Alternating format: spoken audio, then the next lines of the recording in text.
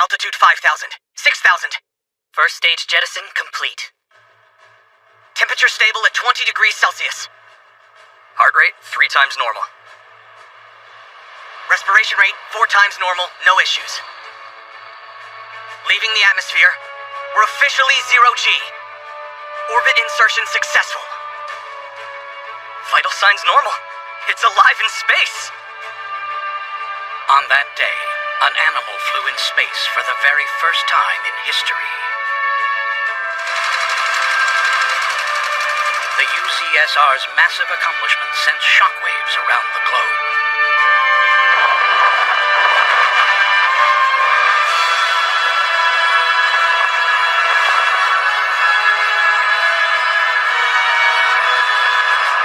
Someday I'll go too.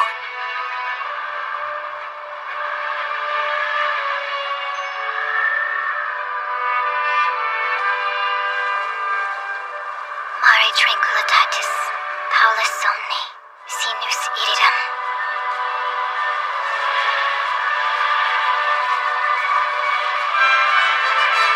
In an era where humankind has yet to reach the vast cosmos, this is the story of a courageous boy and girl who dare to risk their lives for a love of space.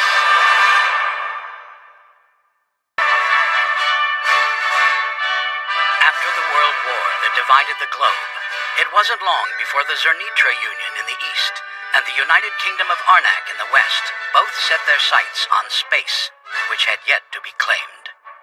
The UZSR moved first. On October 4th of 1957, the UZSR successfully launched the first satellite into orbit. 1 month later, they sent the first animal into space. The United Kingdom's response exploded 2 seconds after launching. The UZSR was unstoppable. The UK excels at making hamburgers, but the UZSR is king when it comes to moon landings. And so, with their dignity on the line, the nations clamored to claim the spectacular achievement of first human spaceflight.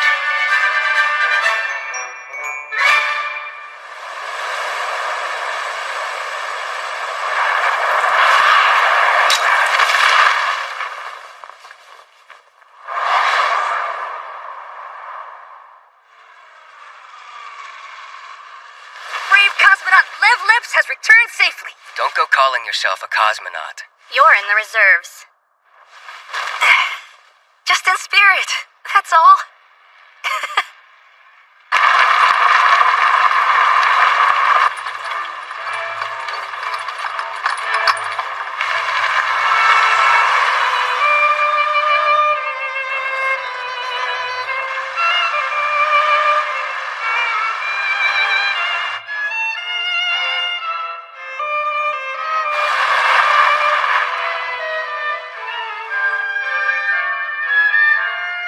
Finally. I thought that trip would never end. Hey, Lev, Yes, sir. What is it? come with me, please. Comrade Chief wants to see you. Wonder why. What kind of trouble have you gotten into? I'm sure it's nothing. Trust me, it's definitely something. No way he would bother coming out here otherwise. Nice knowing you, pal. Time's wasting, Lev. Sir! It's been a while. I take it you've been training hard in hopes of being selected to man the first human spaceflight. I have, Comrade Chief. Unfortunately, after your incident occurred, you needed to be demoted to a reserve candidate. Despite how impressive your marks are, there's currently 0 chance you'll be chosen for the mission. I understand that, sir. Luckily, I believe I've found another use for your talent. I'll be placing you on a special project. Yes, sir. The Manned Spaceflight Project. Michta. Our main goal is the same. However, the committee has added a new objective. This will defeat the UK for certain. Not only will we put a human being into space, but we'll broadcast it all live for the entire world to see. Broadcasting it live? But what if something were to go wrong? We couldn't cover it up like the last time. Yes, exactly.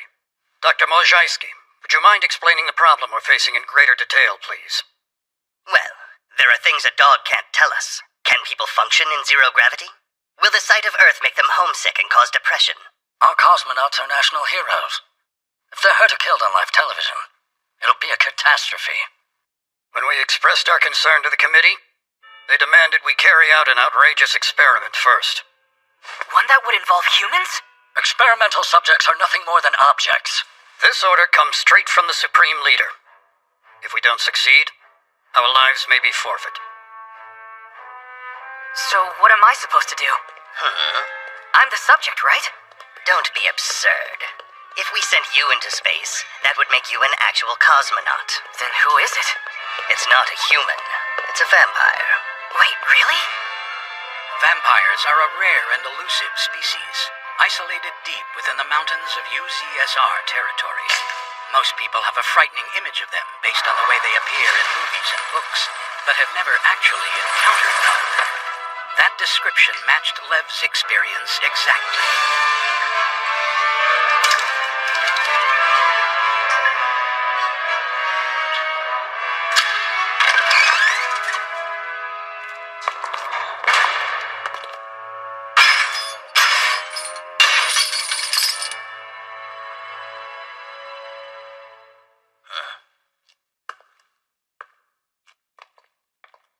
Come on out now.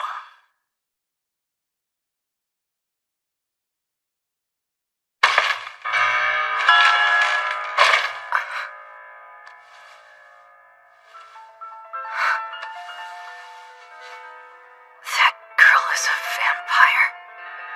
Correct. But please, just call it N44.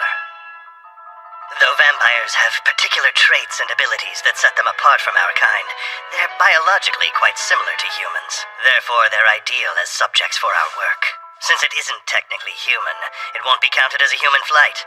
And if it dies, well, it'll be easy to cover up.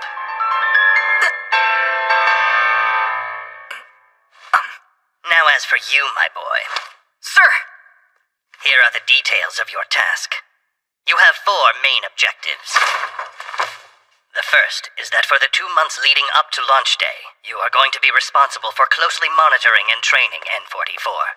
Secondly, you will keep N44's identity a secret from all civilians. Irina Luminesque, age 21? 3, ensure the subject does not escape. 4, you will reside in the adjacent room in order to maintain constant supervision. Huh? Wait a second. I'm living here? Yes, your personal effects have already been moved into the neighboring cell.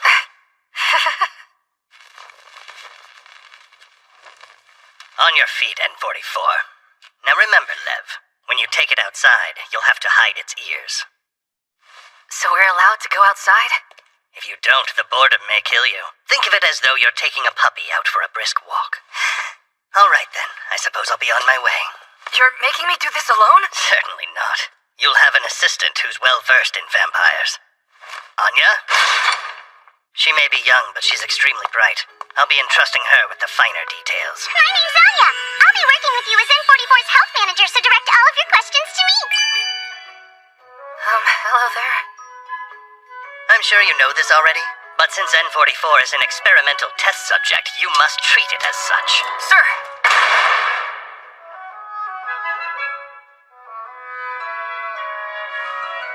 Well, there go my dreams.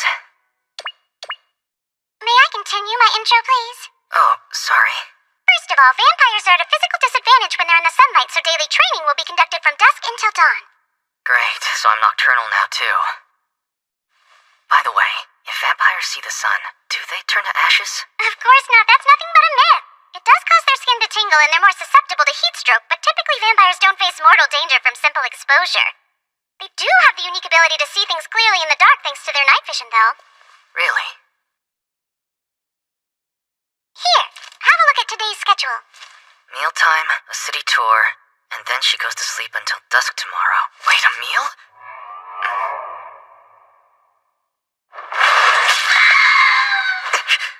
But doesn't she drink blood? No, she'll be given the same food as you and the other residents. So not blood. Not at all. The other candidates are socializing in the cafeteria. Hurry over there and introduce her. Roger that. Let's go, Irina. Put these clothes on, okay? No, love, you aren't supposed to use her name. I'll have to call her Irina when we're in town. I don't follow you. Well, if I call her N44, people will be suspicious, don't you think? I'm not so sure. Now you look like a normal candidate.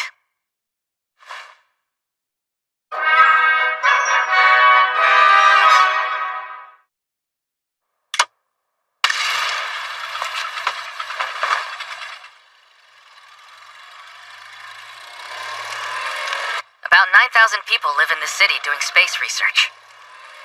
But it's not on any maps and they're not registered citizens. That's because our work is a national secret. This is the cafeteria. I'll introduce you, okay? But take the hat off. You might as well get it over with quick, right?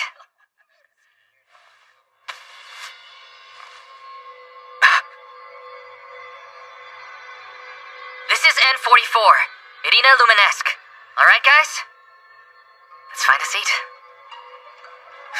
N44, huh? Who's that? Those pointed ears. Fangs. You think that she'll bite? She's got vampire skin and eyes. She looks like a human, except for the parts that are full-on monster. Ooh, look out! I'll suck your blood! Justin, give it a rest. Huh? You're such a fool.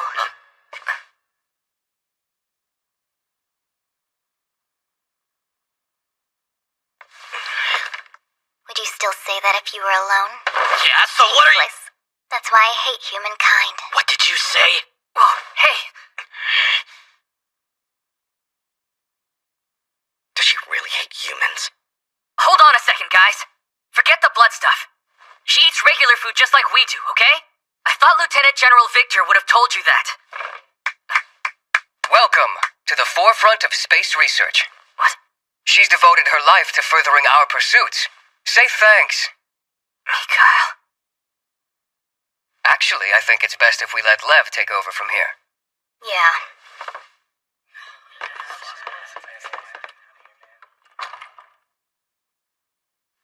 So, where's our food?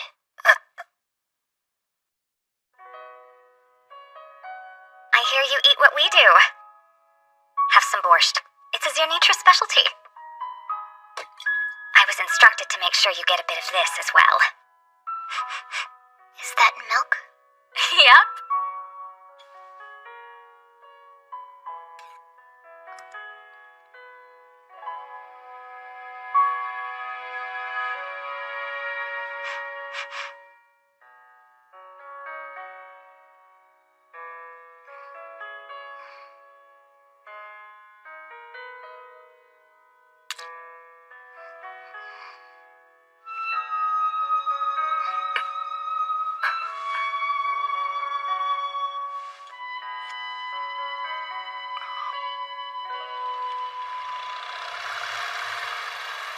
The residential sector has lots of things. Libraries, restaurants, some schools too. And there's even a lake you can skate on in the wintertime. What is it? Is something wrong?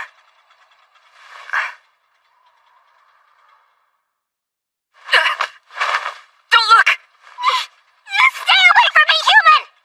But I saw crosses. Huh? Crosses. What did you think? I'd die? That's ridiculous. So you're okay? It's all just nonsense you humans made up. Hey, what's that thing? That's, Go on, tell me. well, it's the grave of Molly, the first dog in space. So you treat them as objects and then mourn their lives. No, it wasn't always this way. Actually, Molly was very loved. 3 years ago, the government commissioned the first animal spaceflight in history. Demanded, really. Unfortunately, the ship wasn't finished. It wouldn't be able to return safely in that state. But the government's words were final. Rapid heart rate and breathing. Engine cut off. Ship has now entered zero-G. It's alive in space. They achieved a historical feat. But Anomalies! Internal temperatures rising quickly. 42, 43 degrees Celsius. due to extreme heat, Molly died within a few hours of liftoff. A few hours? But I I read in the paper that it flew for a whole week. Is that a lie? I think I've said too much. After that, it became an unwritten rule that we treat subjects like objects. Isn't that just a way for people to run away from the guilt? Who knows? I guess that makes you lucky then. At least I'm a cursed species and not a cute dog. I didn't... It's fine. It's not like I want sympathy from some human anyway. Experimental subjects are nothing more than objects. No. To me.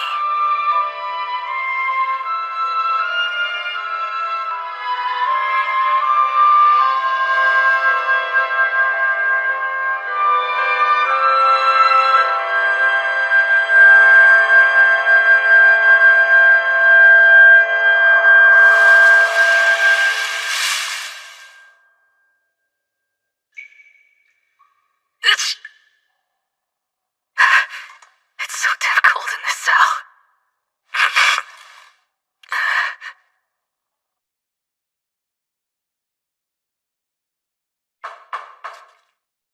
It's me. I'm coming in.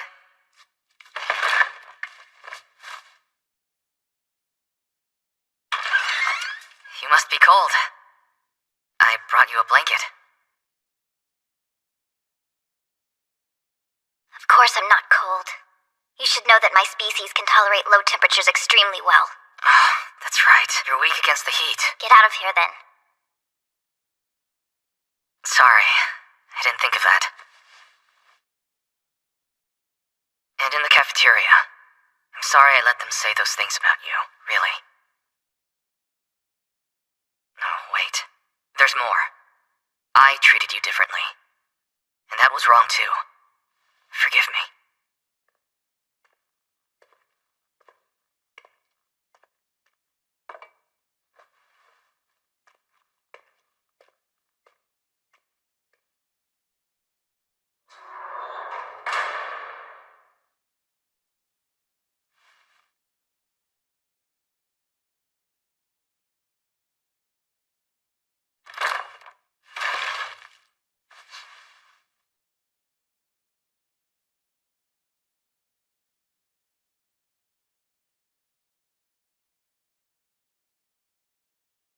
They may act nice, him and that Anya girl.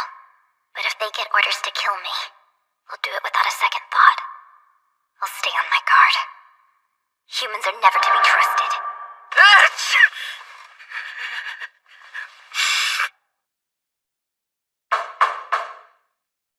It's Lev. I'm coming in. Fine. Good morning. Hope you're ready to train. Guess you didn't need it. Let's get started. I'd leave your necklace here. And why's that? You'll just have to take it off every time you start a new exercise anyway. It's beautiful. What stone is it? Don't look, you'll defile it. Defile it? Fine, I'll take it off.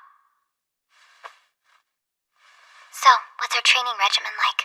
First up, the same drills as the candidates. Here we go! We always do 12 laps around the track. Helps build your endurance. It's your first time, so take it easy. Just run at your own pace. Get ready! And go! Wait! It's not a race, you know. If you don't pace yourself, there's no way you'll last through the night. You humans are slow runners. Oh, come on. Not listening, huh? Alright, fine. Then I'll show her how it's done. Hey, you're going too fast!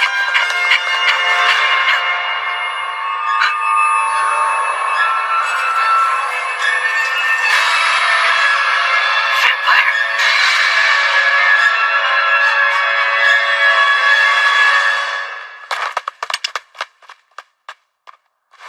I think that was a little over the top for a warm-up. Yeah. She did such a good job keeping pace with you. She can stand in for a candidate, no problem. I was afraid the training would be too intense, so that was a relief. Still, though, How could I lose to a human? she's really competitive. I hope that won't become an issue later. What do you think?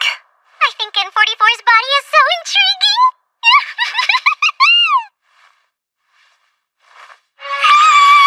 It's your first physical, so we have to be thorough. Height, weight, blood pressure, x-ray, blood test. Your bust, waist, hip measurements, and your butt size too while we're at it. She's all yours, Anya. I'll just be a few feet away. Why are you still in the room? Huh? Would that be acceptable if I were a human female? Well, I'm supposed to be monitoring you, remember? Get out. But this is my Get job. out. But Get out! Human men are brutes.